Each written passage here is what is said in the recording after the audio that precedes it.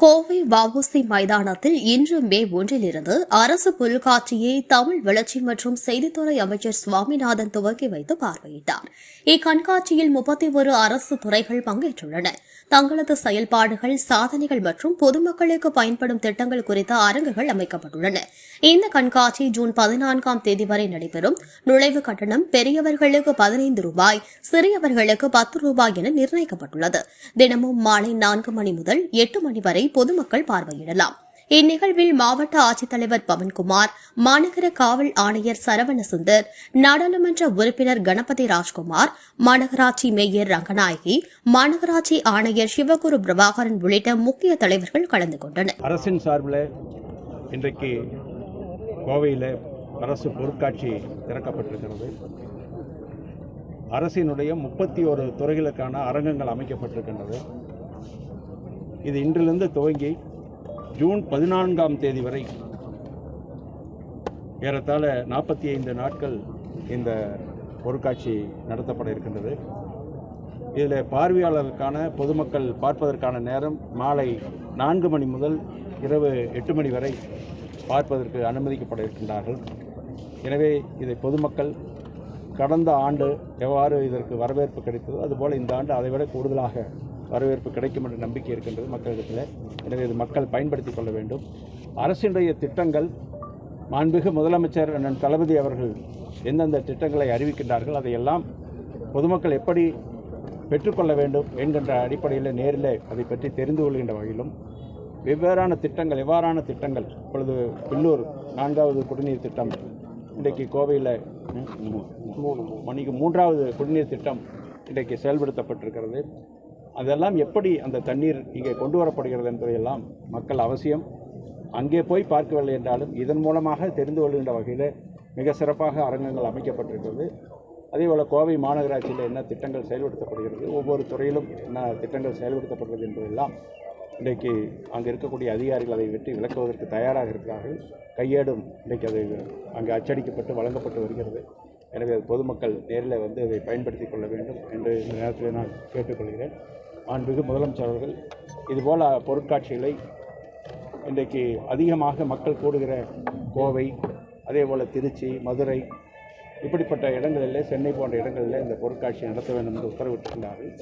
கடந்த ஆண்டு ஏறத்தாழ இந்த பொருட்காட்சியை கோவையில் 1,68,000 பேர் இங்கே இந்த அரங்கத்தை பார்த்திருக்கிறார்கள். அதற்கு அரசுக்கு வருவாயும் ஈட்டப்பட்டிருக்கிறது. இந்த ஆண்டும் அதை விட கூடுதலாக மக்கள் பார்ப்பார்கள் என்ற நம்பிக்கை இருக்கிறது. எனவே அந்த வகையில் இந்த அரங்கத்தை சிறப்பாக பயன்படுத்திக் கொள்ள வேண்டும் என்று மீண்டும் ஒரு முறை பொதுமக்களை அன்போடு கேட்டு, இன்றைக்கு இதுபோல் திட்டங்கள் சிறப்பாக மாண்புமிகு முதலமைச்சர் அவர்கள் கடந்த 2021ஆம் ஆண்டு மே திங்கள் 7ஆம் நாள் பொறுப்பேற்றதிலிருந்து இன்றைக்கு காலை சிற்றுண்டி திட்டம், அரசு விடுதல் பயணம் என்கிற முறையில் தாய்மார்களுக்கு, பெண்களுக்கு கட்டணம் இல்லாமல் அரசு பேருந்தில் பயணிக்கின்ற திட்டங்கள், அதேபோல் கலைஞர் மகளிர் உரிமை தொகை திட்டம், கலைஞர் கனவு இல்லம் என்கிற கிராமப்புறத்தில் வீடு கட்டுகிற திட்டம், வீடு இல்லாதவர்களுக்கு பட்டா வழங்குகிற முறை, இப்படிப்பட்ட வகையிலெல்லாம் இன்றைக்கு விளக்கப்படுகின்ற வகையில் தான் இந்த பொருட்காட்சி அமைக்கப்பட்டிருக்கிறது. எனவே அந்த வகையில் எண்ணற்ற திட்டங்கள் இன்றைக்கு செயல்படுத்தப்பட்டு வருகிற இந்த நேரத்தில் இந்த அரங்கங்களின் மூலமாக மக்கள் அதை நன்கு அறிந்து கொண்டு அதை பயன்படுத்தி பெற்றுக்கொள்ளக்கூடியவர்களாக, பயனாளிகளாக மாறுவதற்கு இதை வாய்ப்பாக உருவாக்கி கொள்ள வேண்டும் என்று மீண்டும் ஒரு கேட்டு நல்ல வாய்ப்பு நன்றி கூறுகிறேன்.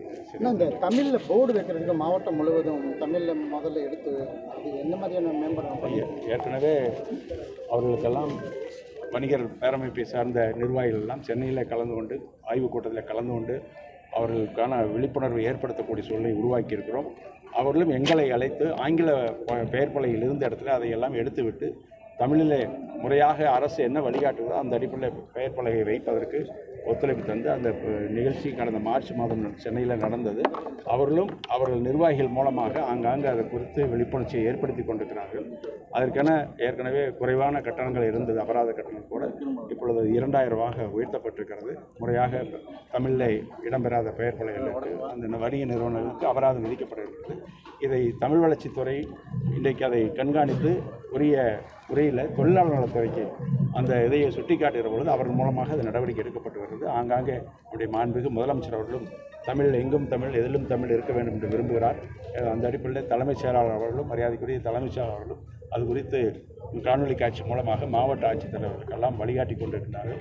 விரைவாக படிப்படியாக நல்ல முன்னேற்றம் அதில் கிடைக்கும் என்று நம்பிக்கை. கல்வெட்டுகளில் இருக்கிற எழுத்துக்கள் தமிழி அப்படிங்கிறத வந்து நம்ம ஏதாவது மேம்படுத்துறதுக்காக பள்ளி மாணவர்களுக்கு தமிழி அதுவும் அரசு நிச்சயமாக அது நடவடிக்கை எடுப்பதற்கு வாய்ப்பு இருக்கிறது. அது குறித்து மாண்புமிகு முதலமைச்சர் கவனத்தில் கொண்டு போய் அது குறித்து நடவடிக்கை.